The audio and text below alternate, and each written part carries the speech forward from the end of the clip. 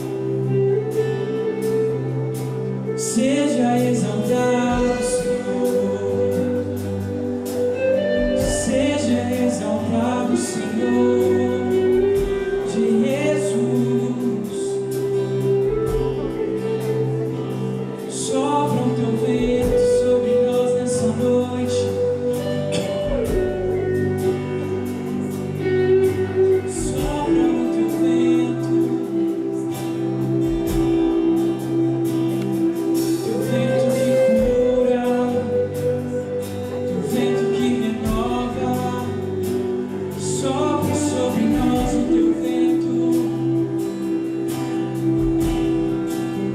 Sopra, Deus. Sopra sobre nós o teu vento que renova. Vem, Jesus. Vem, Jesus.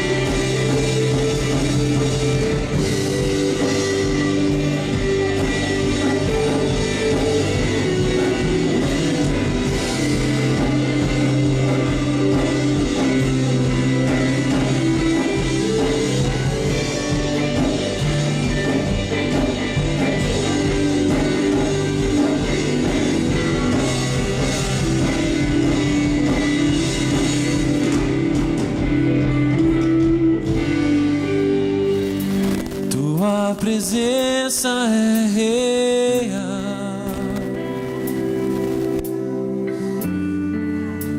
aqui neste lugar. Tua presença é real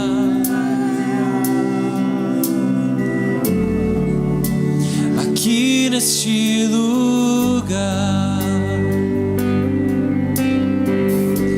Tua presença é real aqui neste lugar. Tua presença é real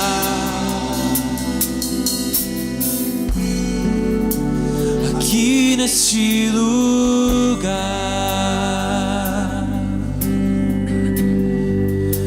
Então adorarei,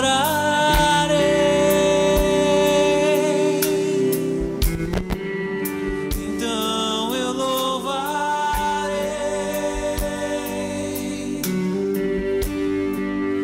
então me renderei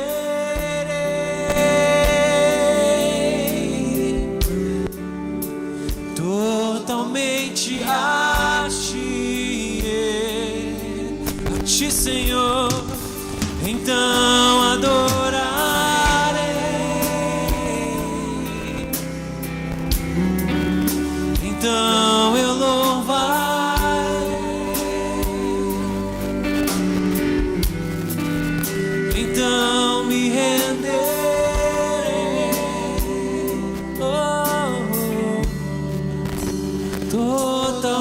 totalmente a ti. Tua presença é real aqui neste lugar, Senhor. Tua presença é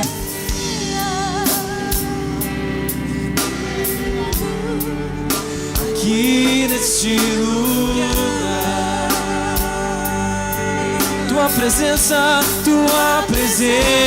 é real aqui neste lugar, Senhor. Tua presença é real aqui neste lugar. Então adorarei, então adorarei,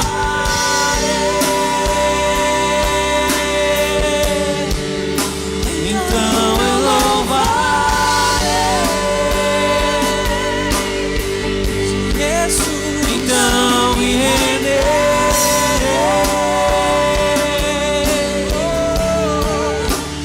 totalmente a ti.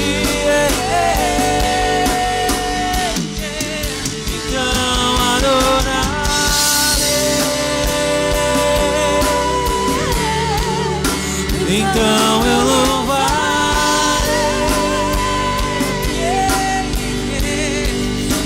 então me renderei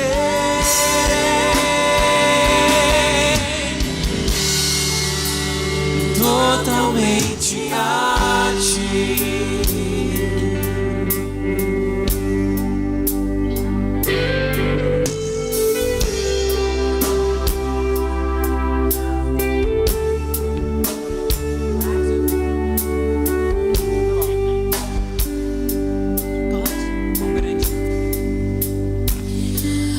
Quão grande é o meu Deus, cantarei. Quão grande é o meu Deus, e todos hão de ver. Quão grande é o meu Deus.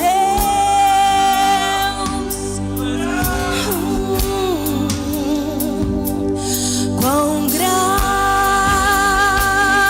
é o meu Deus, cantarei. Quão grande é o meu Deus, e todos hão de ver. Quão grande é o meu Deus.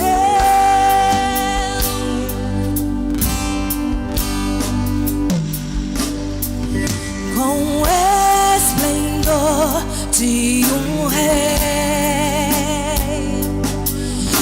em majestade e luz, faz a terra se alegrar, faz a terra se alegrar. Ele é a própria luz, e as trevas vão fugir, tremer com sua voz, tremer com sua voz. Quão grande é o meu Deus, cantarei. Quão grande é o meu Deus, e todos hão de ver. Quão grande é o meu Deus.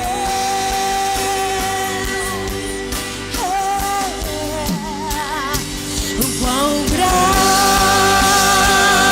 é o meu Deus, cantarei. Quão grande é o meu Deus, e todos hão de ver. Quão grande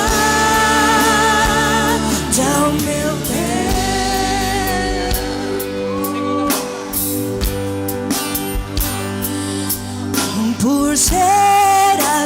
pois Ele é. O tempo está em tuas mãos, o começo e o fim, o começo e o fim. Em três se formam em um: o Filho, Espírito e Pai, Cordeiro e Leão, Cordeiro e Leão. Quão grande é o meu Deus, eu cantarei. Quão grande é o meu Deus, e todos vão te ver. Quão grande é o meu Deus, Quão grande, quão grande é o meu Deus, eu cantarei. Quão grande é o meu Deus, e todos vão te ver. Quão grande é o meu Deus.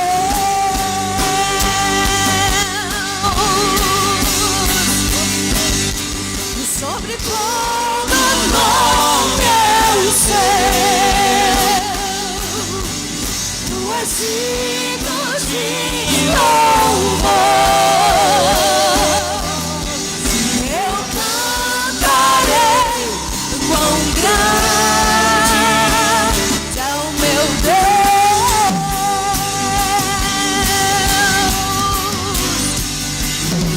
Sobre todo nome eu sei, tu és digno de louvor. Eu cantarei. Quão grande é o meu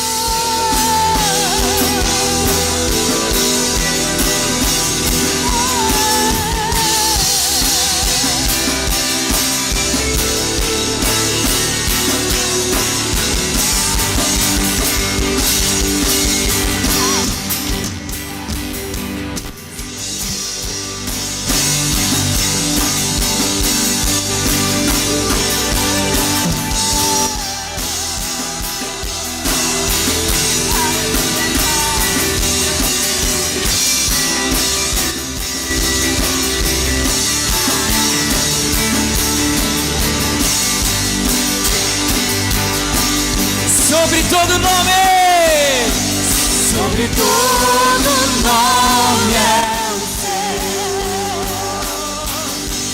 tu és digno de louvor. levante suas mãos. Eu cantarei. E Ele vivo está. Sobre todo nome, Sobre todo nome eu tenho, tu és digno de louvor.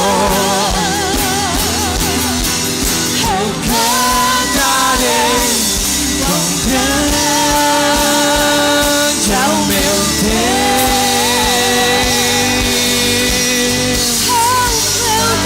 grande, grande, maravilhoso.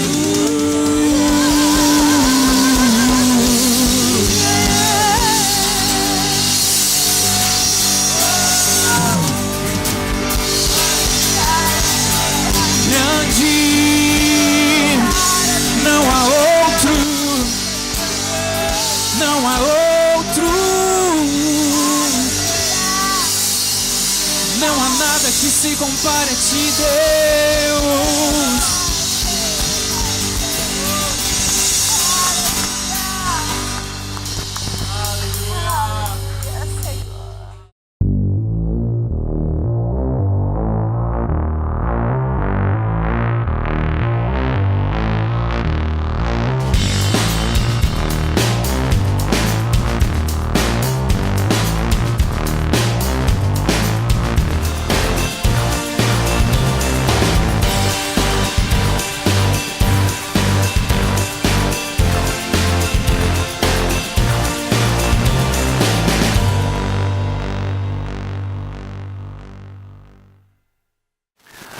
Boa noite, igreja. Como foi dito no Vila News, o mês de fevereiro e o mês de março vai abordar missão possível. Por que evangelizar? E, Patrícia, Gabi, eu coloquei esse tema aqui, uma provocação, né? Aqui, pode passar. Quando nós falamos de missão, há muito tempo atrás, quando eu me converti, há uns 15 anos atrás, uma palavra que me impactou foi fazer missões. Vamos fazer missões, vamos para a África, vamos para o Piauí. Em 2004 eu fui para o Piauí. E acende aquele fogo, principalmente quando você está no primeiro amor. Então você pensa, não é possível que as pessoas não conheçam a Deus. Não é possível que as pessoas não tenham ouvido falar sobre Jesus, o Jesus que eu acabei de conhecer. Então você tem uma expectativa, eu vou para alcançar essas pessoas, eu vou para alcançar este povo. Inclusive quando você tem alguns dados e fotos que te inspiram, pessoas que vão e te dizem foi maravilhoso. Aqui, para quem já conhece, é a janela 1040, que é a base da missão das portas abertas, que está em todo o mundo, mas tem um foco especial nessa janela, onde há países que o evangelho não foi colocado ainda, ou há perseguição contra os cristãos. Povos indígenas, Piauí, a nossa igreja tem uma força excepcional, maravilhosa, para alcançar esses povos. E como o Senhor fala em Mateus 9, 35, 38, a seara é grande. Então oremos para que o Senhor envie trabalhadores para essa seara. E aqui nós estamos, para sermos enviados para essa seara. Pode passar. Então fica claro em Marcos 16:15 o seguinte: ide e pregue o evangelho a todas as pessoas. O ide passa a ser a nossa identidade. A partir de agora, quando você ver a palavra identidade, você vai entender que na nossa identidade cristã, agora nós temos o ide. Nós temos em nós a obrigação, a ordem dada por nosso Senhor, de divulgar a palavra dEle, o amor dEle. Eu vou abrir em Marcos 16:15.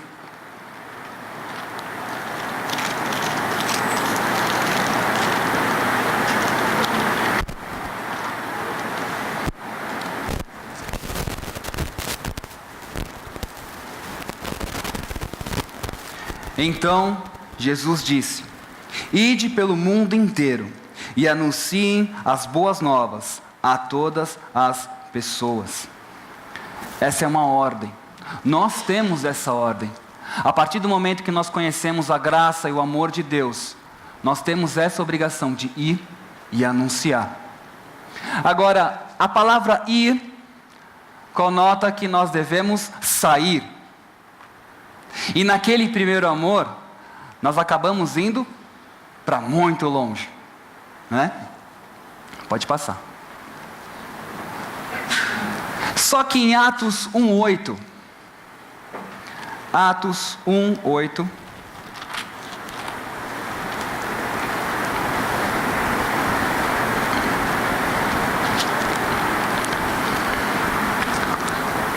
Jesus fala o seguinte: porém, quando o Espírito Santo descer sobre vocês, vocês receberão poder.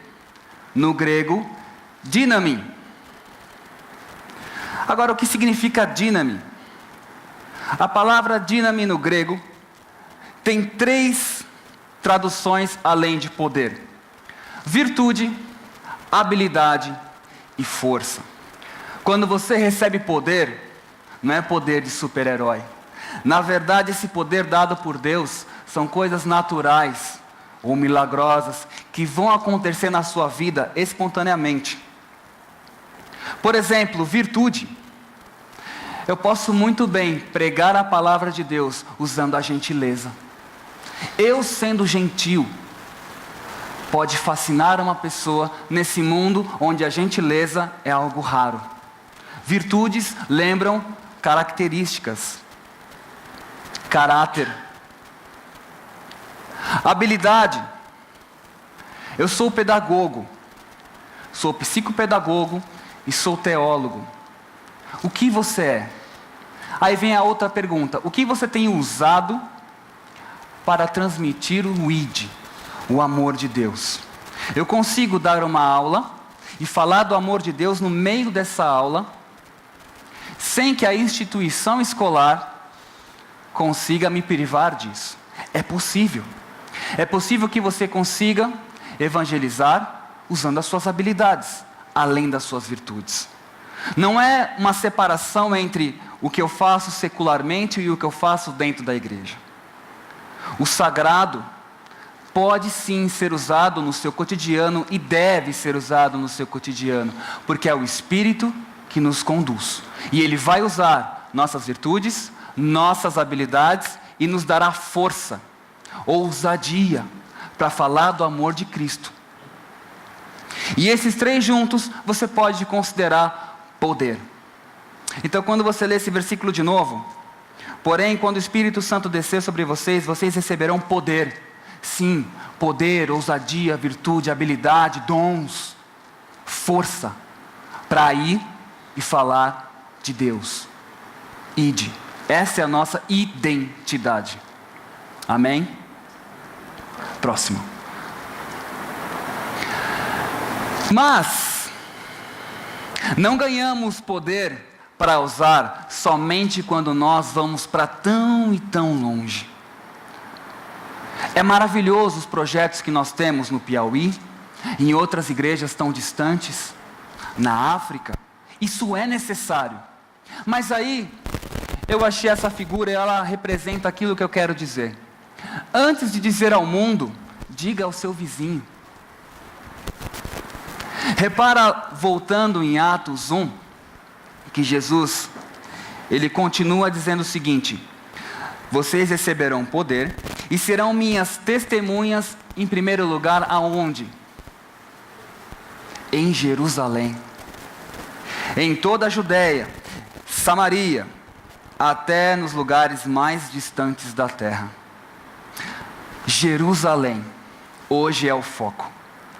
É maravilhoso quando nós temos a vontade de anunciar a palavra do Senhor em todos os cantos.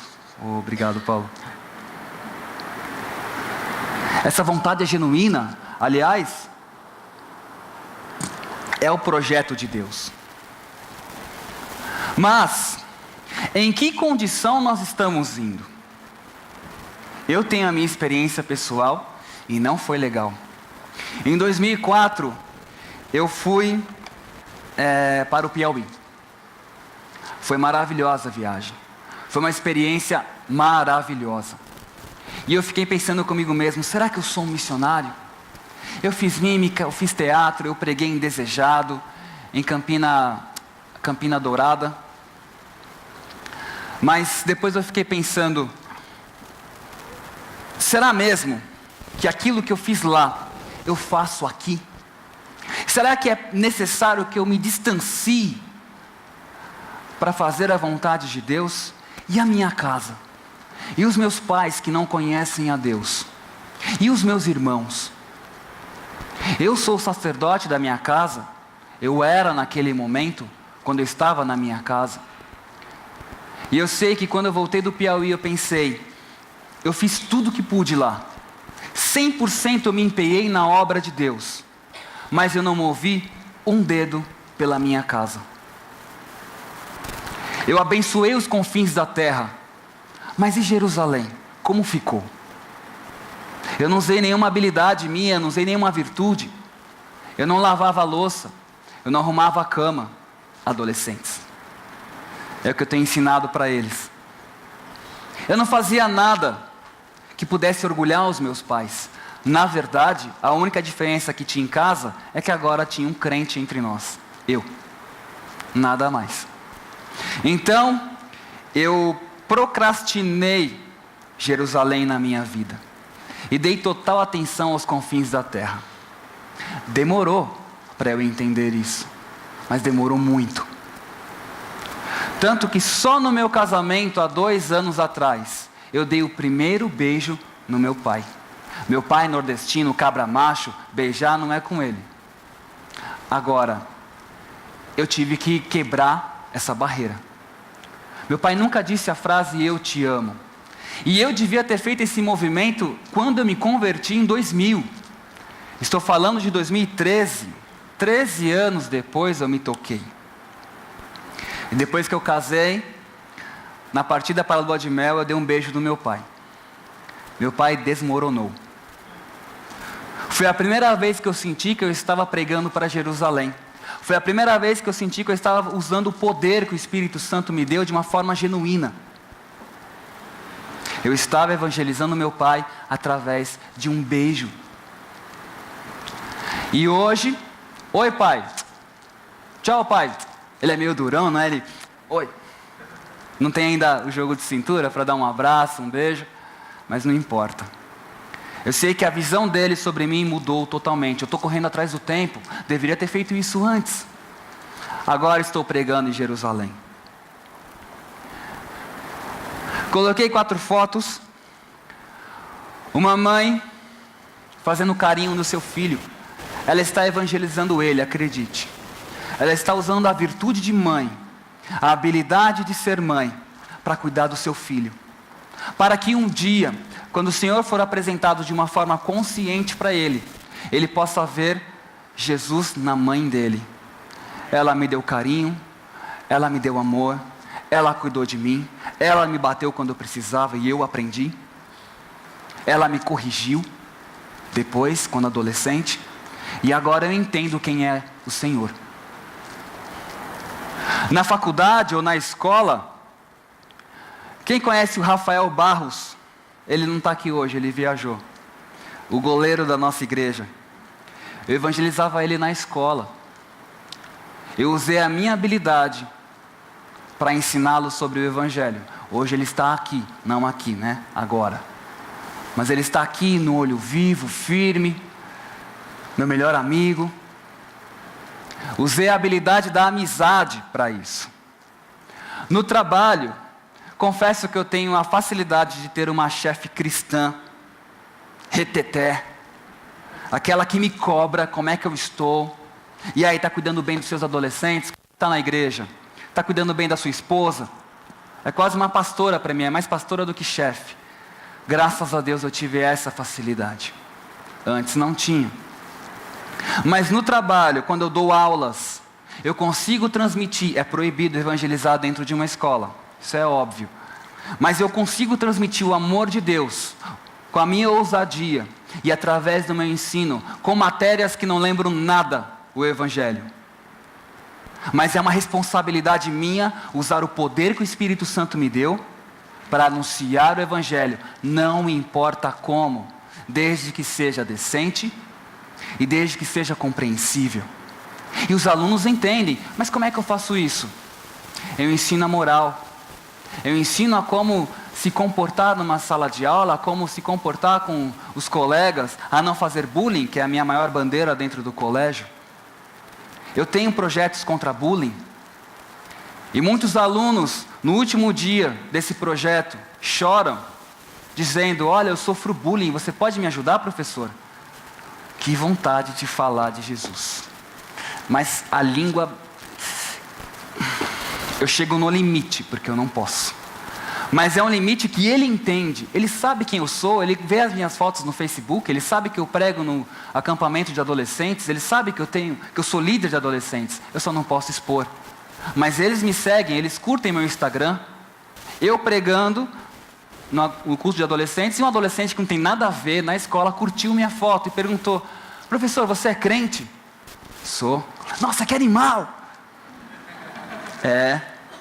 E você fala de Jesus? Falo. Deve ser brega, né? Então, eu não posso ir além disso, mas ele viu. Eu não consigo pregar com a minha boca, com as minhas palavras, eu chego no limite, mas as minhas atitudes estão testificando aquilo que eu faço. E eles estão entendendo, mesmo que eu não fale Jesus. Essa é a minha vontade, que fique claro, mas eu não posso. Aqui, não sei se dá para ver, é um filho barbeando o pai. Eu me vejo nessa foto.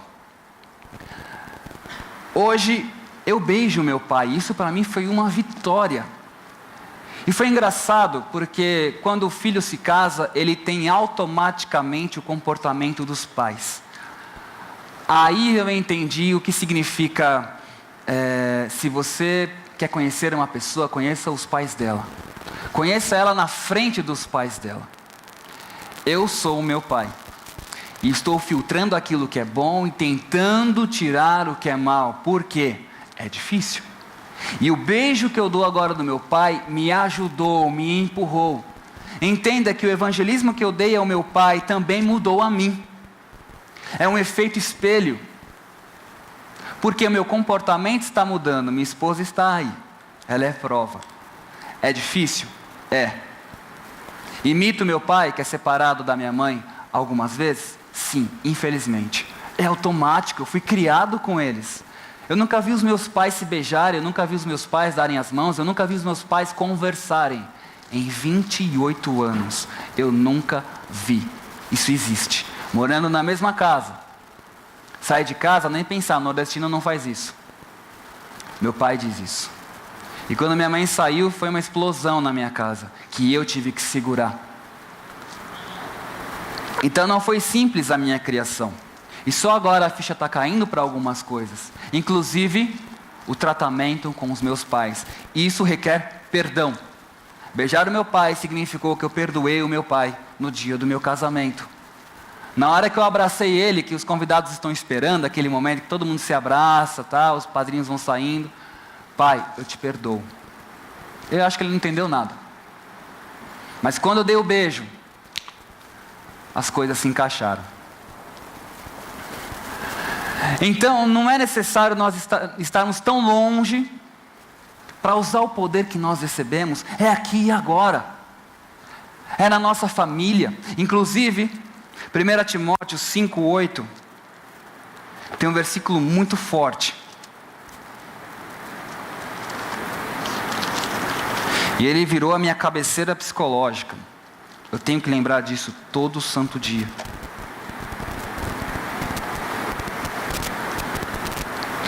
Primeira Timóteo 5:8.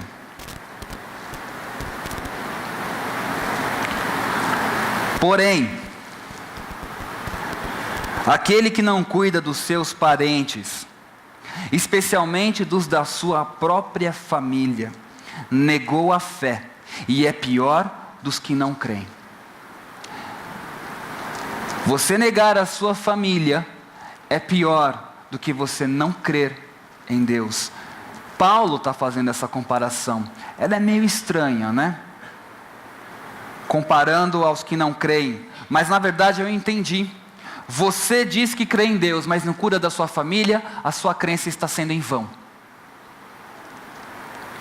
E há 15 anos atrás, e durante 13 anos, eu não entendi isso. Filho, você vai ficar o dia inteiro na igreja? Vou, tem evangelismo no Parque do Piqueri, no Tatuapé, às 8 da manhã. Na hora do culto, depois do culto, às 9 da noite eu volto. Pai, não vou mais voltar, vou ficar dormindo na casa do meu amigo. Amanhã eu volto, depois do culto de domingo. Quase 48 horas fora de casa. Essa era a minha rotina no Tatuapé, quando havia Tatuapé. E depois na Vila Mariana. Mímica, evangelismo, isso e aquilo e aquilo, aquilo. E os meus pais, em casa, sem entender nada. Deixei Jerusalém para trás para pregar nos confins da terra. Tinha algo errado. Foi uma bênção o que eu fiz? Foi. Nos confins, não em Jerusalém. Pessoas conheceram a Deus? Sim, fiz parte disso. Nos confins, não em Jerusalém, não na minha casa. Pode passar. Agora, segura aí. Eu digo, vamos começar aqui a praticar o poder que nós recebemos do Espírito Santo. Mas como é aqui? Estamos vivendo em São Paulo, cidade grande, estressada, que te comprime, que não te dá vontade de viver, tira a sua qualidade de vida, te deixa para baixo, opressão somente no ato de você pegar um metrô às 5, 6 horas da manhã, pegar um ônibus lotado. Que tempo você tem para pregar o Evangelho com qualidade? Ou para ser testemunho? É difícil. Parece que a gente foi enfiado dentro de uma caixa. Mas como é o aqui? Como é a Jerusalém? Pode soltar a primeira. O que vocês veem aqui? Pela risada, alguns já viram isso daqui. Coelho? Um pato? Depende. Depende da forma que eu olho, o ângulo que eu estou. Isso é relativo. Relativismo. Posso te apresentar uma pessoa, um amigo que anda junto comigo todos os dias, e ele que me dá forças para superar essa cidade tão estressante, tão esmagadora. Quem é? Quem é? Jesus. Ah, e a conversa vai. Então, Jesus é a verdade, o caminho e a vida. Opa, isso é relativo. Jesus é maravilhoso em alguns momentos. Já conheci, meus pais já conheceram, já fui na igreja.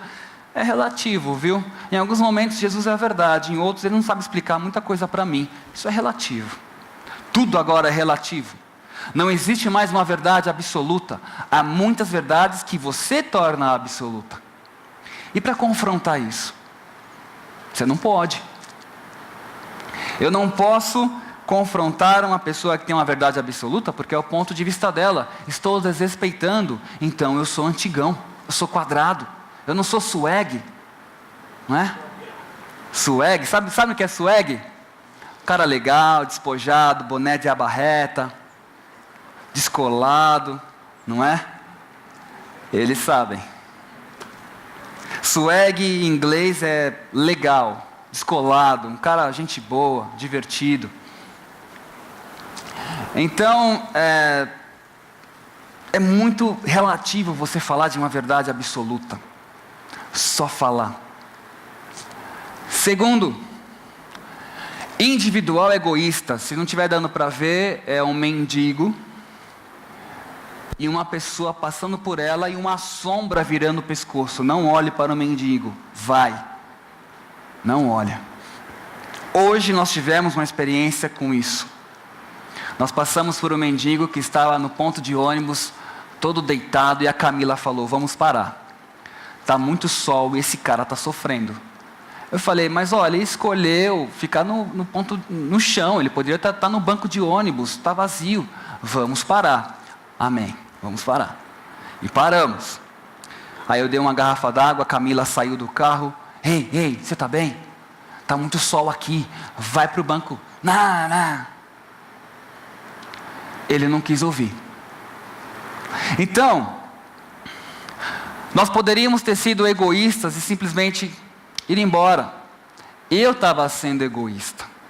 Ele é um mendigo, ele tem experiência nisso. O cara vai dormir no ponto de ônibus quando ele quiser. Mas se o cara está no chão é porque ele escolheu aquilo. O cara está dormindo, a gente vai acordar ele? Vamos parar.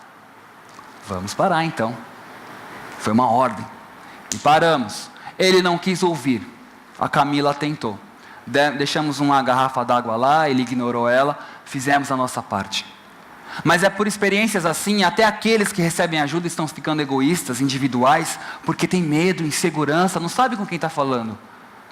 E nós também não queremos parar para ajudar. Eu adoro parar no Pão de Açúcar, comprar bisnaguinha, que acho que é a mais barata e que mais rende. Compro bisnaguinha e dou para a família que estiver lá na frente. Fazia muito isso no Largo Ana Rosa. Depois começou a ficar perigoso, não dá mais para fazer isso, infelizmente.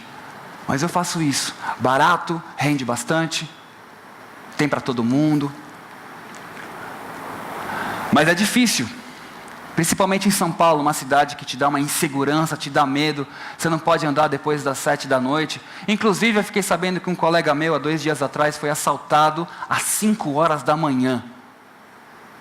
Os caras estão levantando cedo para fazer o serviço.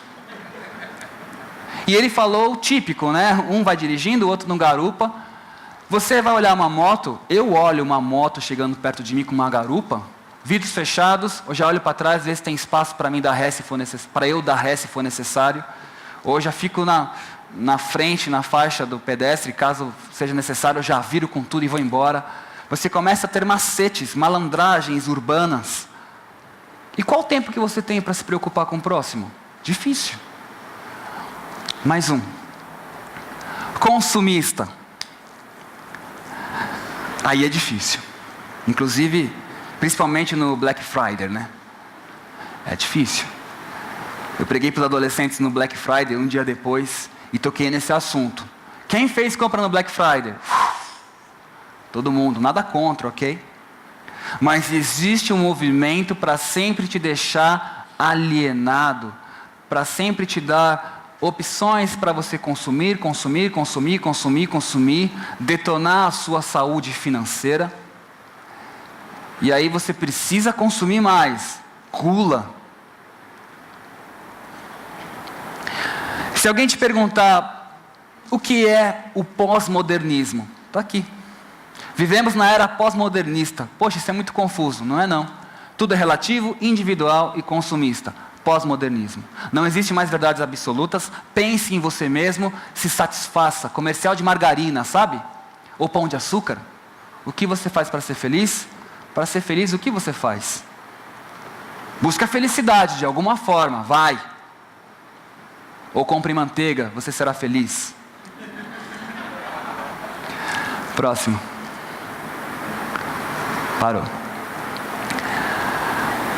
Perguntas do pós-modernismo. Ou desafios para responder quando eu quero falar de Jesus aqui, em Jerusalém. Jesus é a verdade? Isso é relativo.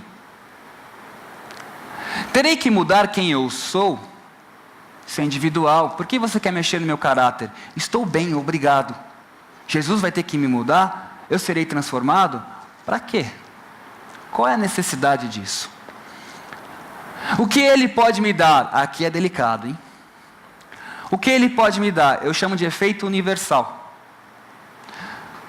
Eu lembro quando eu era adolescente que eu comecei a frequentar o Tatuapé e eu tinha que passar por uma igreja, cujo nome já disse, tinha uma faixa, e estava assim: entre aqui e todos os seus problemas serão resolvidos. Eu, um terreno fértil, que tinha acabado de aceitar a Cristo, o primeiro amor, aquela pegada, vamos lá, via aquilo lá e falei: nossa, é agora. Eu não entrei, mas fiquei com aquilo no meu coração. E comecei a cobrar a Deus por muito tempo. Deus, cadê isso? Deus, não é uma promessa? Deus, o Senhor não vai me dar? Deus, cadê? Me dá. E aí, teve aquela música também que me marcou, acho que alguns vão entender que música é essa. Restaura de volta o que é meu. Não estou criticando a música, estou pegando a frase, tirando do contexto. Restaura de volta o que é meu. Aquilo fica no nosso coração. É um valor do pós-modernismo. O que Ele pode me dar? Como você responderia ou agiria com essas 3 perguntas pós-modernistas? 5 segundos para você pensar. Como? Difícil, né?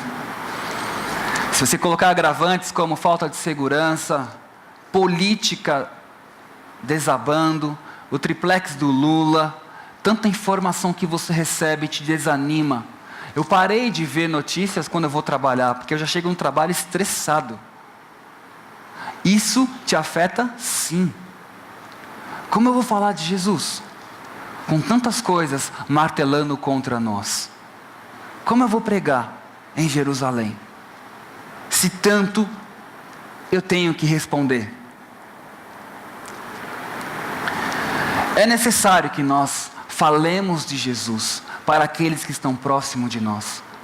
Nossa família, nossos amigos, todos que estão ao nosso redor.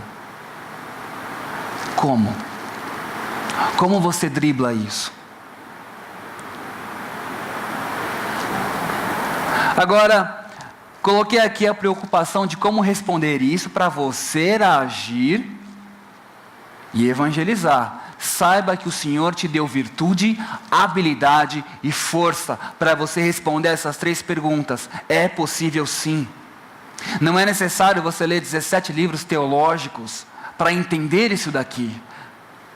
Um gari que varre a rua feliz e te dá bom dia, já está fazendo isso, respondendo as 3 perguntas. Pense como. A sua atitude responde essas perguntas. Jesus é relativo, mas eu estou olhando para você. Você não é relativo. Você vive uma verdade. Você caminha uma verdade.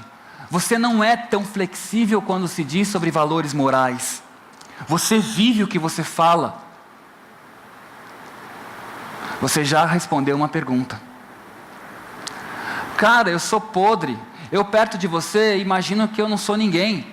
Você é tão legal. Você é tão bacana. Jesus pode ser relativo, mas eu vejo que Ele mudou você. Eu quero também. Respondeu a segunda pergunta. Cara, você está andando comigo, que legal. É isso que eu preciso, preencher o meu coração com amizades, com um ombro amigo, com um abraço. Respondeu a terceira pergunta. Eu só agi, eu nem falei de Jesus ainda. Eu só agi. É necessário falar. Existe uma frase que ninguém sabe a origem que diz: pregue o evangelho e se necessário fale. Eu tenho um pezinho atrás. É para falar. Nós temos que falar. Temos limitações às vezes. Ok. Mas fale quando der. Fale. As pessoas precisam ouvir a sua palavra traz vida. As pessoas precisam ouvir e entrar na mente delas. E quando entrar, aí elas verão o que você está fazendo. Cara, isso combina. Esse cara é fantástico. Ele fala de Jesus, que eu acho que é relativo, né? Mas olha como ele é diferente. Quantas vezes saí com os meus amigos e eles pediam chopp, eu pedia suco de laranja, suco de manga, e eu virei zombaria. E eles falando: o crentão vai pedir agora leite também? Peço, eu gosto de leite, não me faz muito bem, mas eu peço. Com o tempo, cara, por que você faz isso? Por quê? Por quê? Então é o seguinte, existe um amigo chamado Jesus. Isso é relativo. Então, e aí você começa a expor. Você tem habilidade, quais são suas habilidades? Você tem virtudes, você é gentil, você é simpático, você é legal, swag. E aí? Quem tem sido você para as pessoas? Entra no elevador, cabeça baixa. Saiba que o bom dia é o início de um evangelismo. Saiba que Jesus daria bom dia no elevador. A frase mágica, entre aspas, o que Jesus faria? O que Ele faria? Faça. Mas essas 3 preocupações eu tenho na hora de pregar. Próximo. Mas e você? Agora eu vou inverter. Para você, cristão, que tem uma identidade, que recebeu poder, isso é, habilidades, virtude, força. Você que entendeu o ID, Jesus é relativo para você? Pensa. Será que Jesus é uma verdade absoluta? Quando eu digo verdade absoluta, João 14,6, eu sou o caminho, a verdade e a vida, e ninguém chega ao Pai senão por mim. Isso é, eu acredito nisso mesmo? Isso é verdade absoluta para mim? Você mudou? Metanoia. Você se arrependeu? A metanoia, arrependimento em grego, indica que você estava indo, vou voltar. Você mudou de direção. Mudou? Ou não? Ou está piorando? Ou está estagnado? Isso serve para mim também.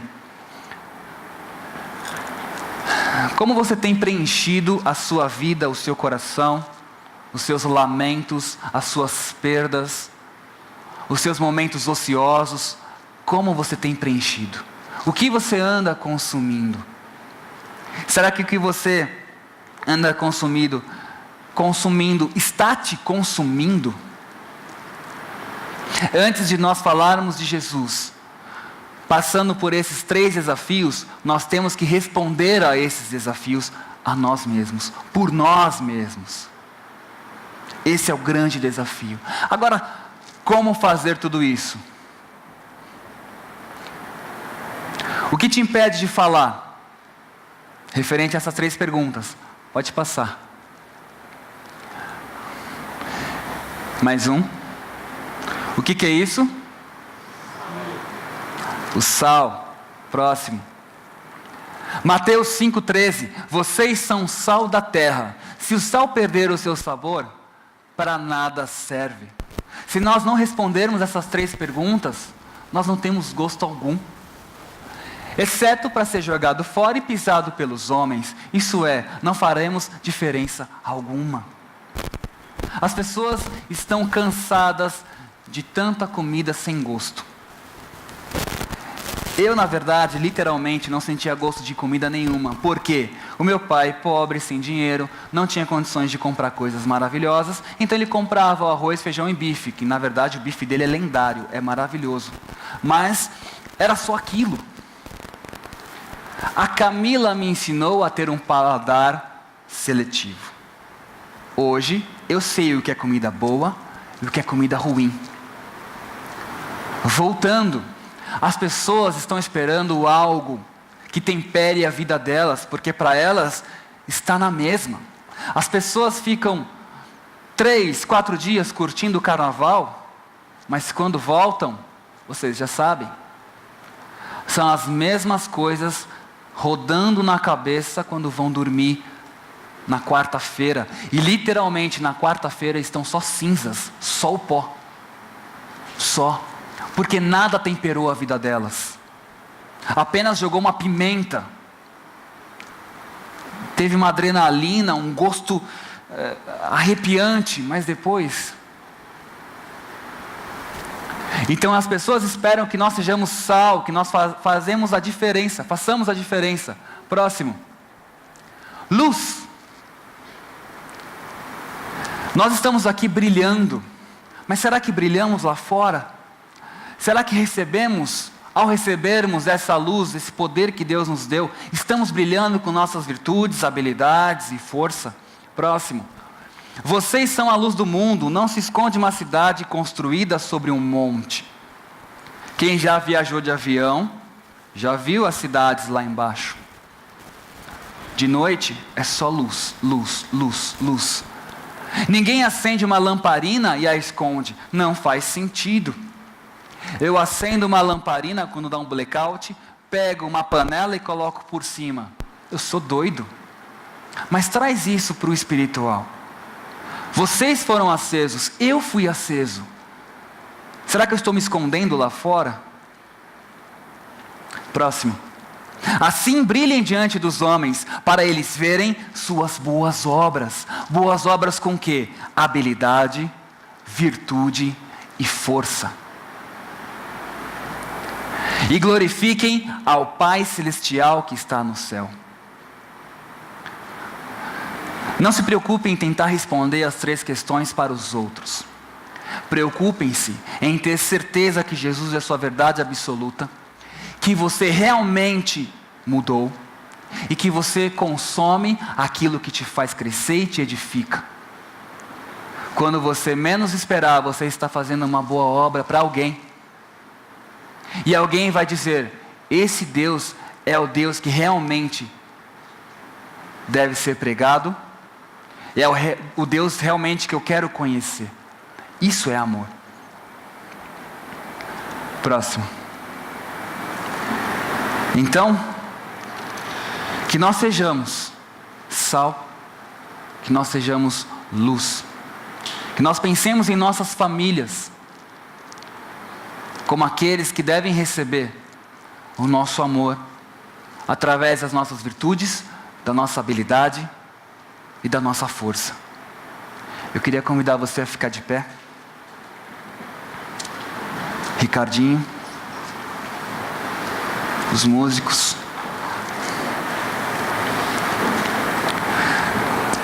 Ser sal e luz no lugar que nós estamos não é simples. Não é simples. Às vezes nós precisamos que alguém salgue a nossa vida. Às vezes nós estamos apagando. Quantas pessoas você conhece que já não tem mais gosto, que já não brilham mais? Porque Jesus se tornou relativo. Porque começaram a consumir aquilo que não satisfaz, só enche, só estufa. Como diz o Marte, estufa o bulico. Mas aí, acaba. Carnaval é um exemplo. É difícil nós pensarmos no próximo quando nós mal estamos conseguindo pensar em nós mesmos. É difícil. Às vezes é doloroso. É difícil você ficar 5 minutos em silêncio. Já perceberam isso? Já desligaram o som que pode ter na sua casa? Desligou o fogão, desligou qualquer coisa barulhenta, a TV, o iPhone, já colocou em modo avião, parou tudo, sentou no sofá e ficou 5 minutos meditando? Salmo 1. Meditarei no Senhor de dia e de noite. Meditarei na sua palavra de dia e de noite. Mal consigo 5 minutos.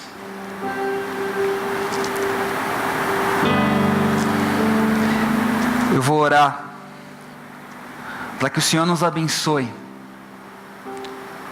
nos salgue, nos ilumine e nos transforme, para que lá fora, e o lá fora não é distante, é aqui, em Jerusalém, na sua casa, na minha casa, com a minha esposa, com seus filhos, no trabalho, quarta, quinta-feira, na faculdade, na escola, aonde for, mas aqui, que nós comecemos a iluminar e a salgar. E quando você sentir que o seu saleiro está acabando, Senhor, eu preciso de mais sal. Está aqui. Preciso dar gosto para a minha vida. O Senhor dá gosto para a minha vida, e como foi cantado aqui, Ele é a luz que espanta as trevas tremem com a voz dEle. Não haverá trevas para você quando você for a luz. E a sua luz, nós não somos o sol, nós somos planetas que apenas irradiam a luz que vem dEle. Bate em nós e vão para todos. Nós precisamos da luz dEle, e assim nós conseguiremos brilhar também. Senhor, nós entendemos a nossa identidade, nós entendemos o nosso chamado. Todos nós precisamos ir. Todos nós precisamos ir falar daquele que nós conhecemos. Mas o que precisamos entender, Senhor, é que temos que começar aqui, em Jerusalém, na nossa casa, na nossa família, no nosso convívio, no nosso cotidiano, através das nossas ações, através das nossas atitudes. Que o Senhor nos deixe claro quais são as habilidades que nós temos. Que o Senhor cultive em nós as virtudes. Gálatas 5:22. O amor, a paz, a alegria, a bondade, a benignidade, a fidelidade, a mansidão, fé, domínio próprio. Que nós sejamos transformados por essas virtudes, pelo fruto do Teu Espírito. Que não haja relativismo para nós, que os nossos pontos de vista converjam no Senhor. Que o Senhor seja a nossa pedra angular, onde não há dúvida se é um coelho ou é um pato. Que não haja dúvidas quando nós olhemos para o Senhor. Quantos estão morrendo por dúvidas? Quantos falsos pregadores estão dando dúvidas para nós? relativizando a verdade, o caminho e a vida, mas o Senhor é a única verdade, o único caminho e a fonte da nossa vida. Que o Senhor abra o nosso coração, abra o nosso entendimento, que não haja dúvidas, mas que através da fé nós possamos entender que o Senhor é Deus, que Jesus veio para nos salvar, e nisso não há nenhuma dúvida, e que todos precisam conhecer a tua salvação, porque Ele morreu por todos nós. Que em nome de Jesus, o Senhor dê graça às nossas palavras, e antes dê graça às nossas atitudes. Que o Senhor nos coloque alarmes, para que não sejamos maus testemunhos, mas que possamos ser testemunhos do poder que o Senhor nos deu. Nos inspira a usar as nossas habilidades, o que nós somos, um estudante, um teólogo, um administrador de empresas, ou um GAI. Isso é passageiro. A nossa posição, a nossa função, o que nós somos, empresarialmente, é passageiro. Mas o Senhor nos deu habilidades que podem ser usadas para pregar o Evangelho, sim.